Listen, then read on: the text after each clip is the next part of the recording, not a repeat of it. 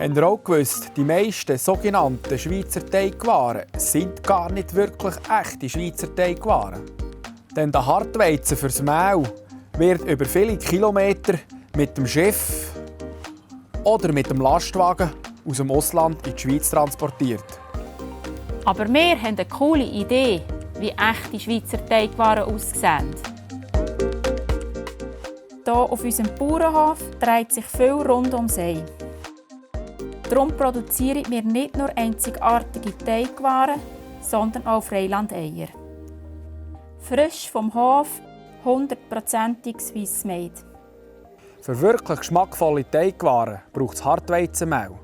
Das kommt aber meistens aus dem Ausland. Ich kenne aber einen Ort, nicht weit von hier weg. Und dort wird Hartweizenmehl hergestellt. Den gehen wir zusammen anschauen.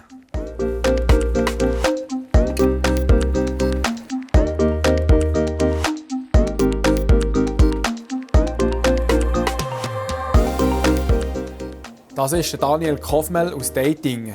Zusammen mit seinem Bruder Christian verarbeitet er hier Hartweizen zum Mehl für Teigwaren. Also wir machen natürlich viel regionales Getreide, das wir zu Bachmehl vermahlen.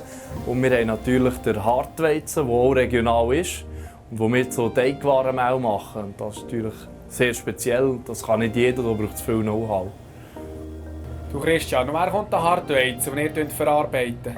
Der Hartweizen kommt nicht von weit weg. Das ist gerade bei uns in der Gegend. Und am besten gehst du zum Marcel. Der Marcel Flöckiger aus Riedholz ist einer der wenigen Getreidebauern in der Schweiz, die Hartweizen anbauen. Mir hat es gereizt, etwas Neues zu machen und probieren, eine neue Herausforderung, sage ich jetzt mal.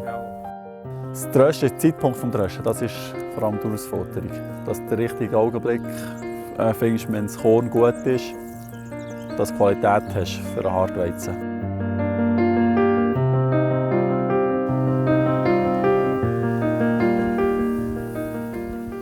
Verfeinert werden unsere Teigwaren mit Kräutern.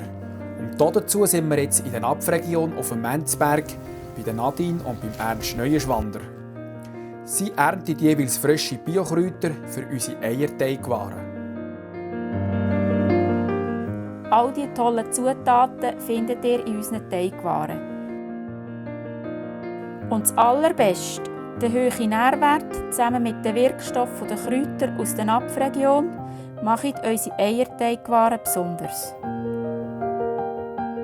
Mehr Infos unter www.rundumsei.ch.